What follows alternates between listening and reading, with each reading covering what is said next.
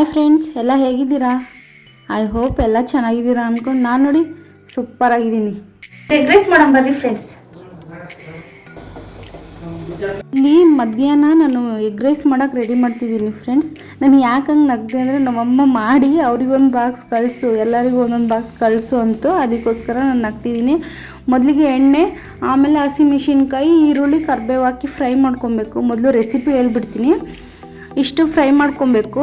ಆಮೇಲೆ ಅದಕ್ಕೆ ಸ್ವಲ್ಪ ಚಿಕನ್ ಮಸಾಲ, ಗರಂ ಮಸಾಲ, ಖಾರದ ಪುಡಿ, ಉಪ್ಪು ಇಷ್ಟು ಹಾಕಿ ಮೊಟ್ಟೆ ಹೊಡೆದಾಕಿ ಫ್ರೈ ಮಾಡ್ಕೊಬೇಕು. ಆಮೇಲೆ ಮಾಡಿಟ್ಕೊಂಡಿರೋ ಅನ್ನ ಹಾಕ್ಬಿಟ್ಟು ಅದ್ರ ಮೇಲೆ ಮತ್ತೆ ಚಿಕನ್ ಮಸಾಲ, ಗರಂ ಮಸಾಲ, ಖಾರದ ಪುಡಿ, ಉಪ್ಪು ಹಾಕಿ ಕೊತ್ತಂಬರಿ ಸೊಪ್ಪು ಹಾಕಿ ಮಿಕ್ಸ್ ಮಾಡಿದ್ರೆ ಟೇಸ್ಟಾಗಿರೋ ಎಗ್ ರೈಸ್ ರೆಡಿ ಆಗುತ್ತೆ ಫ್ರೆಂಡ್ಸ್.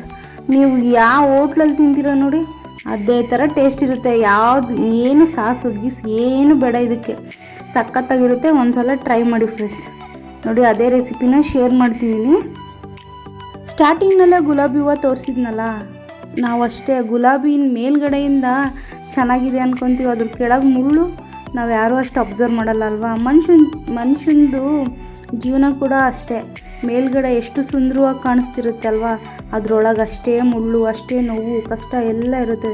ನಾನು ಯಾಕೆ ಈ ರೀತಿ ಹೇಳ್ತಿದ್ದೀನಿ ಅಂದರೆ, ಆ ಗಿಡ ಇದೆಯಲ್ಲ, ಅವರು ಗಂಡ ಹೆಂಡತಿ ಇಬ್ಬರೇ ಇರೋದು, ವಯಸ್ಸಾಗಿದೆ. ಆವಾಗಲೇ ಮನೆ ಇದೆ ಫ್ರೆಂಡ್ಸ್, ಅವ್ರದ್ದು ಸ್ವಂತ ಮನೆ. ಆ ಮನೆಯೆಲ್ಲ ಅವರೇ ಕ್ಲೀನ್ ಮಾಡಿಕೊಂಡು ಇದು ಮಾಡ್ತಾರೆ. ಇಬ್ಬರು ಗಂಡು ಮಕ್ಕಳಿದ್ದಾರೆ, ಅವರು ಇವ್ರ ಜೊತೆ ಇರೋಕ್ಕಾಗಲ್ಲ ಅಂದ್ಬಿಟ್ಟು ಸಪ್ರೇಟ್ ಆಗಿದ್ದಾರೆ. ಅದು ಸೊಸೆ ಚೆನ್ನಾಗಿ ನೋಡ್ಕೊಳಲ್ಲ ಅಂತೇಳ್ಬಿಟ್ಟು ಅವ್ರ ಗಂಡಂಗೆ ಶುಗರ್ ಇದೆ. ವಯಸ್ಸಾದವ್ರು ಮನೇಲಿ ಇದ್ದಾರೆ ಅಂದರೆ ಅದು ಇದು ಹೇಳ್ತಾನೆ ಇರ್ತಾರೆ. ಸೊ ನಾವು ಅದಕ್ಕೆ ತಲೆ ಕೆಡಿಸ್ಕೊಬಾರ್ದು, ಅವ್ರನ್ನ ಚೆನ್ನಾಗಿ ನೋಡ್ಕೊಬೇಕು. ಆ ಅಕ್ಕ ಅವ್ರ ಸೊಸೆ ಏನು ಮಾಡಿದ್ದಾರೆ ಅಂದರೆ, ಅವರು ಸಪ್ರೇಟ್ ಆಗಿದ್ದಾರೆ. ಏನೇನೋ ಜಗಳ ಹಿಡ್ಕೊಂಡು ಸಪ್ರೇಟ್ ಆಗಿದ್ದಾರೆ. ಇವರಿಬ್ಬರೇ ಇದ್ದಾರೆ. ಆ ಅಂಕಲು ಅಷ್ಟು ಏನು ಸ್ಟ್ರಾಂಗ್ ಇಲ್ಲ, ನಡೆಯೋದು ಸ್ವಲ್ಪ ಕಷ್ಟನೇ. ಆದ್ರೂ ಮನೆ ಮೇಂಟೈನ್ ಎಲ್ಲ ಆ ಅಂಕಲೇ ಮಾಡ್ತಾರೆ ಫ್ರೆಂಡ್ಸ್. ಎಲ್ಲ ಇದ್ದಂತಾರೆ ಅಂದರೆ ಅವರೆಲ್ಲ ಇದ್ದಂತಾರೆ, ಸ್ವಲ್ಪ ಶ್ರೀಮಂತರೇ ಇದ್ದಾರೆ. ಆದರೂ ಇಷ್ಟೆಲ್ಲ ಇದ್ರೂ ಸೊಸೆ ಒಂದು ಸ್ವಲ್ಪ ಅಡುಗೆ ಮಾಡಿ ಚೆನ್ನಾಗಿ ನೋಡ್ಕೊಂಡ್ರೆ ಅವ್ರು ಇನ್ನೇನು ಬಯಸ್ತಾರೆ ಫ್ರೆಂಡ್ಸ್, ಏನು ಬಯಸಲ್ಲ.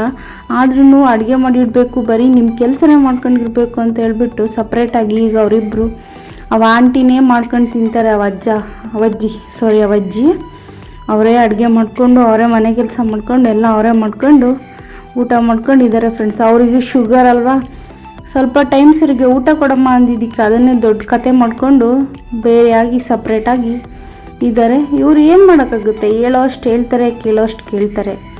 ಆದ್ರೂ ಅವ್ರು ಹಂಗೆ ಮಾಡಿದ್ರೆ ಇವ್ರ ಜೀವನ ಏನಿದೆ ಅಂತ ಇವ್ರು ನೋಡ್ಕೊತಾರೆ. ಅಜ್ಜಿ ಒಳ್ಳೇದೇ, ನಾನು ಆಂಟಿ ಅಂತೀನಿ, ಅಜ್ಜಿ ಅನ್ನಲ್ಲ. ಅವ್ರು ಸ್ವಲ್ಪ ಗಟ್ಟಿ ಇದ್ದಾರೆ ಆಂಟಿ, ಹಂಗಾಗಿ ನಾನು ಅವ್ರನ್ನ ಆಂಟಿನೇ ಅಂತೀನಿ. ಪಾಪ ಮಾತಾಡಿಸ್ತಾರೆ. ಆ ಗುಲಾಬಿಗೆ ನಾನು ವೀಡಿಯೋ ಮಾಡ್ಕೊಂಬರೋಣ ಅಂತ ಹೋಗಿದ್ನಾ, ಒಂದೆರಡು ಮುಡ್ಕೊಳಕ್ಕೆ ಅಂತ ಹೇಳ್ತು. ನಾನು ಒಂದೆರಡು ಕಿತ್ಕೊಂಬಂದೆ. ಚೆನ್ನಾಗಿದ್ದಾವೆ ಫ್ರೆಂಡ್ಸ್ ಹೂಗಳೆಲ್ಲ, ಅಂದರೆ ಜಾಸ್ತಿ ಕಿತ್ಕೊಳಲ್ಲ. ಅವ್ರ ಮಗ ಅವಾಗ ಬರ್ತಾರೆ ಹಾಸ್ಪಿಟ್ಲಿಗೆ ಅಂದರೆ ಏನು ತಲೆ ಕೆಡಿಸ್ಕೊಳಲ್ಲ, ಏನಿಲ್ಲ. ಹಿಂಗಿರುತ್ತೆ ಫ್ರೆಂಡ್ಸ್ ವಯಸ್ಸಾದವ್ರದ್ದು ಕತೆ. ಇನ್ನೂ ಜಗತ್ತು ಫುಲ್ ಕೆಟ್ಟೋಗ್ಬಿಟ್ಟೈತೆ ಬಿಡ್ರಿ, ಇದ್ರ ಬಗ್ಗೆ ಹೇಳೋದೇ ಬೇಕಾಗಿಲ್ಲ.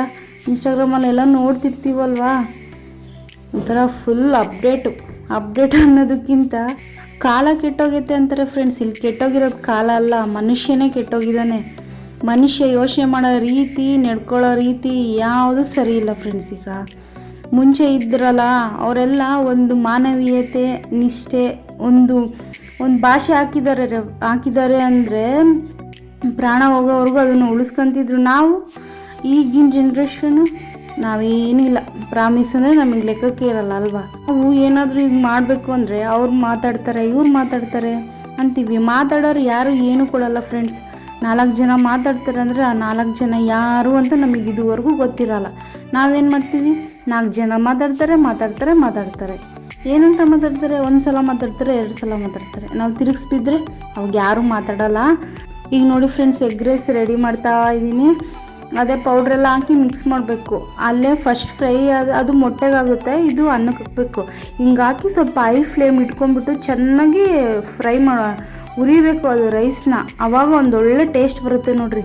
ಒಂದ್ಸಲ ಟ್ರೈ ಮಾಡಲೇಬೇಕು ನೀವು. ಟ್ರೈ ಮಾಡಿ ನನಗೆ ಹೇಗಿದೆ ಅಂತ, ಹೇಗೆ ಬಂತು ಅಂತ ನನಗೆ ಕಮೆಂಟಲ್ಲಿ ಹೇಳಿ, ಓಕೆನಾ. ಮತ್ತು ಫ್ರೆಂಡ್ಸ್ ತರಕಾರಿ ನೋಡಿದ್ರಲ್ಲ, ಅದಕ್ಕೆ ಎಷ್ಟಾಗಿದೆ ಗೊತ್ತಾ, ಅಷ್ಟೆಷ್ಟು ತರಕಾರಿಗೆ 800 ರೂಪಾಯಿ ಫ್ರೆಂಡ್ಸ್ ಆಗಿರೋದು. ಅದಕ್ಕೆ ಅಷ್ಟು ಈರುಳ್ಳಿ ಅವಕ್ಕೆಲ್ಲ ಬರೀ 800 ರೂಪಾಯಿ, ಸಾರಿ ಬರೀ ಅಲ್ಲ ಜಾಸ್ತಿ 800 ರೂಪಾಯಿ ಆಗಿರೋದು. ಕಾಸ್ಟ್ಲಿ ಅಂದರೆ ಕಾಸ್ಟ್ಲಿ ಇದ್ದಾವೆ ತರಕಾರಿ. ಟೊಮೊಟೊ ಎಲ್ಲ 50 ರೂಪಾಯಿ ಆಗಿದ್ದಾವೆ. ಏನು ಅಂತ ಈಗ ಬಿಸಿಲು ಇತ್ತಲ್ವ ಜಾಸ್ತಿ, ಹಂಗಾಗಿ ಟೊಮೊಟೊ ಬಂದಿಲ್ಲ ಅಂತ ರೇಟ್ ಆಗಿರ್ಬೋದು. ಈಗ ಮಳೆ ಬರ್ತಿದೆಯಲ್ಲ ಕಮ್ಮಿ ಆಗ್ಬೋದೇನೋ ನೋಡಬೇಕು. ಅಷ್ಟು ತರಕಾರಿ ತೊಗೊಂಬರೋಕ್ಕೆ 800 ರೂಪಾಯಿ ಮುಂಚೆ ಎಲ್ಲ ಫ್ರೆಂಡ್ಸ್ ನಾವು ಚಿಕ್ಕವಳಿದ್ದಾಗ ಹೋಗ್ತಿದ್ವಿ, 300 ರೂಪಾಯಿ ತಗೊಂಡೋದ್ರೆ ಬ್ಯಾಗ್ ತುಂಬ ತಗೊಂಬರ್ತಿದ್ವಿ. ಇಬ್ಬರು ಹಿಡ್ಕೊಳಕ್ಕಾಗ್ತಿರ್ಲಿಲ್ಲ ಅಷ್ಟೊಂದು ತರಕಾರಿ. ಈಗ 800-1000 ರೂಪಾಯಿ ಕೊಟ್ರು ಒಂದು ಬ್ಯಾಗ್ ಸಣ್ಣ ಚೀಲ ಬರೋಲ್ಲ. ಒಂದೊಂದು ಕೊತ್ತಂಬರಿ 10 ರೂಪಾಯಿ 15 ರೂಪಾಯಿ ಆಗಿದ್ದಾವೆ. ಮುಂಚೆ ಎಲ್ಲ 2 ರೂಪಾಯಿ 3 ರೂಪಾಯಿ ಇರ್ತಿದ್ವು ಕೊತ್ತಂಬರಿ. ಏನು ಬಿಸಿ ಅನ್ನ ಅಲ್ಲ, ಬೆಳಿಗ್ಗೆ ಮಾಡಿದ್ದನ್ನ ಅದು ಹಂಗೆ ಇತ್ತು. ಹಂಗಾಗಿ ನಮ್ಮಣ್ಣ ಎಗ್ರೈಸ್ಬೇಕು ಅಂತು. ತರಕಾರಿ ಏನೂ ಇರಲಿಲ್ಲ ಸಾಂಬಾರು ಮಾಡೋಕೆ. ಅದಕ್ಕೆ ಫಸ್ಟ್ ತರಕಾರಿ ತಗೊಂಬರೋಣ ಅಂತ ಹೋಗಿದ್ವಾ. ತರಕಾರಿ ತಗೊಂಬಂದಿದ್ವಿ, ಸಾಂಬಾರು ಏನೂ ಇರಲಿಲ್ಲ ಅಂಥೇಳಿ ನಮ್ಮಣ್ಣ ಎಗ್ ರೈಸ್ ತಗೊಂಬರ್ತೀನಿ ಅಂತ ಅಂತು. ನನಗೊಂದು ತಗೊಂಬಂದೆ. ಆಮೇಲೆ ಅಲ್ಲಿ ಯಾಕೆ 60-70 ರೂಪಾಯಿ ಕೊಡಬೇಕು, ಹೆಂಗೆ ಮಾಡಿರ್ತಾರೆ ಏನೋ, ಮೊಟ್ಟೆನೇ ತಗೊಂಬಂದ್ಬಿಡ್ತೀನಿ ಎಗ್ ರೈಸ್ ಮಾಡು ಅಂತ ನಾನು ಒಂದು ಸ್ವಲ್ಪ ಹೊತ್ತು ಯೋಚನೆ ಮಾಡಿ ಸರಿ ಅಂತ ಹೇಳಿದೆ. ತಗೊಂಬಂದು ಕೊಟ್ಟು ನೋಡಿ ಈ ಥರ ರೆಡಿ ಮಾಡಿದ್ದೀನಿ. ಟೇಸ್ಟು ನೋಡಿದೆ ಚೆನ್ನಾಗಿತ್ತು. ಆ ಕಡೆ ಮೊಟ್ಟೆ ಕುದಿಯೋಕೆ ಇಟ್ಟಿದ್ದೀನಿ, ಆ ಕಡೆ ಮೊಟ್ಟೆ ಒಂದು 3 ಮೊಟ್ಟೆ ಬೇಯಿಸೋಕೆ ಇಟ್ಟಿದ್ದೀನಿ. ಈ ಕಡೆ ಎಗ್ ರೈಸ್ ರೆಡಿ ಆಯಿತು ಫ್ರೆಂಡ್ಸ್. ಕೊತ್ತಂಬರಿ ನೋಡಿ, ಕೊತ್ತಂಬರಿ ಸೊಪ್ಪು ಹಾಕ್ತಿದ್ದೀನಿ. ಕೊತ್ತಂಬರಿ ಸೊಪ್ಪು ಕಂಪಲ್ಸರಿ ಹಾಕಬೇಕು ಅಂತ ಏನೂ ಇಲ್ಲ, ನಾನು ಇತ್ತು ಅಂದ್ಬಿಟ್ಟು ಹಾಕ್ತಿದ್ದೀನಿ ಅಷ್ಟೇ. ಅಡುಗೆಗೆ ಅದೇ ಬೇಕು ಇದೇ ಬೇಕು ಅಂತ ಏನಿಲ್ಲ ಫ್ರೆಂಡ್ಸ್. ಏನಿರ್ತೈತೆ ಅದ್ರಲ್ಲಿ ಮಾಡಬೇಕು ಸುಮ್ಮನೆ. ನಾವು ಹೆಂಗೆ ಗೊತ್ತಾ, ಅದೇ ಬೇಕು ಇದೇ ಬೇಕು ಅಂದ್ಕೊಂಡು ಎಲ್ಲ ತಗೊಂಬಂದು ಹಾಕಿದ್ರೂ ಅಡುಗೆ ಅಷ್ಟು ಚೆನ್ನಾಗಿ ಬರೋಲ್ಲ ಅವತ್ತು. ನಾವೇನು ಇಲ್ಲ ಅಂದಾಗ ಸಿಂಪಲಾಗಿ ಮಾಡ್ತೀವಿ ನೋಡ್ರಿ, ಅದೇ ಫಸ್ಟ್ ಕ್ಲಾಸಾಗಿ ಬಂದಿರುತ್ತೆ. ನೋಡಿ ಯಾವ ಥರ ಮಿಕ್ಸ್ ಮಾಡ್ತೀನಿ ನೋಡಿ ಫ್ರೆಂಡ್ಸ್. ಇವಾಗ ರೆಡಿಯಾಗಿದೆ. ಈರುಳ್ಳಿ ಹಾಕಿ, ಮೊಟ್ಟೆ ಹಾಕಿ, ಅದ್ರ ಮೇಲೆ ಖಾರದ ಪುಡಿ ಹಾಕಿ ನಮ್ಮ ಅಣ್ಣಂಗೆ ಕೊಟ್ಟೆ. Egg rice ತಿನ್ಬಾ.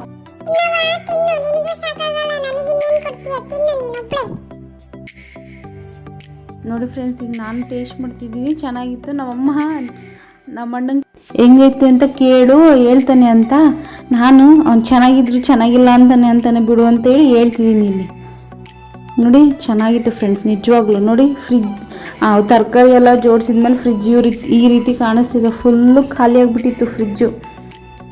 ಆಮೇಲೆ ತರಕಾರಿ ಎಲ್ಲ ತಗೊಂಬಂದು ಹಿಂಗೆ ಜೋಡಿಸಿದ್ದೀವಿ. ಇಷ್ಟು ಕಸ ತರಕಾರಿ ತಗೊಂಬರ್ಬೋದು, ತಗೊಂಬಂದು ಅವನು ಜೋಡ್ಸೋಕ್ಕಾಗಲ್ಲ ಫ್ರೆಂಡ್ಸ್, ಅಷ್ಟಿರ್ತವೆ. ನೋಡಿ ಪಟ್ ಅಂತ ಕ್ಲೀನ್ ಮಾಡಿಬಿಟ್ಟೆ. ಸಂಜೆ ಹೋಗಿದ್ವಿ ಇದು ಹೂವು ನೋಡ್ಕೊಂಬರೋಣ ಅಂತೇಳಿ. ನನ್ನ ಫೋನಲ್ಲಿ ಕರೆನ್ಸಿ ಇರಲಿಲ್ಲ, ಮನೇಲಿ ಏನು ಮಾಡೋಣ ಅಂತೇಳಿ ಹೋಗಿದ್ದೆ ಫ್ರೆಂಡ್ಸ್. ಗಿಡ ನೋಡ್ಕೊಂಡು ನೋಡಿ ಎಷ್ಟು ಚೆನ್ನಾಗಿ ಗಿಡ ತುಂಬ ಹೂವು ಬಿಟ್ಬಿಟ್ಟಿದ್ದಾವೆ. ಅದು ನೆಕ್ಸ್ಟ್ ಡೇ ಮಾರ್ನಿಂಗು ಚಪಾತಿ ಮತ್ತು ಚಪ್ರದವರೆಕಾಯಿ ಪಲ್ಯ. ನಾವು ಅದನ್ನು ಚಿಕ್ಕಡಿಕಾಯಿ ಅಂತೀವಿ, ಒಬ್ಬೊಬ್ಬರು ಚಪ್ರದವರೆಕಾಯಿ ಅಂತಾರೆ. ತೋರಿಸ್ತೀನಿ ನೋಡಿ, ಆ ಥರ ಪಲ್ಯ ಮಾಡಿತ್ತು ನಮ್ಮಮ್ಮ. ನಾನಿಲ್ಲಿ ಚಪಾತಿ ಬೇಯಿಸ್ತಾ ಇದ್ದೀನಿ. ನಮ್ಮಮ್ಮ ಲಟ್ಟಿಸ್ತೈತೆ, ನಾನು ಬೇಯಿಸ್ತಾ ಇದ್ದೀನಿ ಫ್ರೆಂಡ್ಸ್. ಹಾಗೆ ಫ್ರೆಂಡ್ಸ್, ಈ ವಿಡಿಯೋ ಏನಾದರೂ ನಿಮ್ಗೆ ಇಷ್ಟ ಆಯಿತು ಅಂದರೆ ನಮ್ಮ ಚಾನಲ್ನ ಸಬ್ಸ್ಕ್ರೈಬ್ ಮಾಡ್ಕೊಳ್ಳಿ. ಹಾಗೆ ಒಂದು ಲೈಕ್ ಕೊಡಿ, ನಿಮ್ಮ ಫ್ರೆಂಡ್ಸ್ ಆ್ಯಂಡ್ ಫ್ಯಾಮಿಲಿಗೆ ಶೇರ್ ಮಾಡಿ ನನಗೆ ಸಪೋರ್ಟ್ ಮಾಡಿ ಫ್ರೆಂಡ್ಸ್. ಇಷ್ಟ ಆಗಲಿಲ್ಲ ಅಂದರೆ ಸಬ್ಸ್ಕ್ರೈಬ್ ಮಾಡ್ಕೊಳ್ಳಿ, ಒಂದಲ್ಲ ಒಂದಿನ ಇಷ್ಟ ಆಗ್ಬೋದು ಫ್ರೆಂಡ್ಸ್ ಪ್ಲೀಸ್.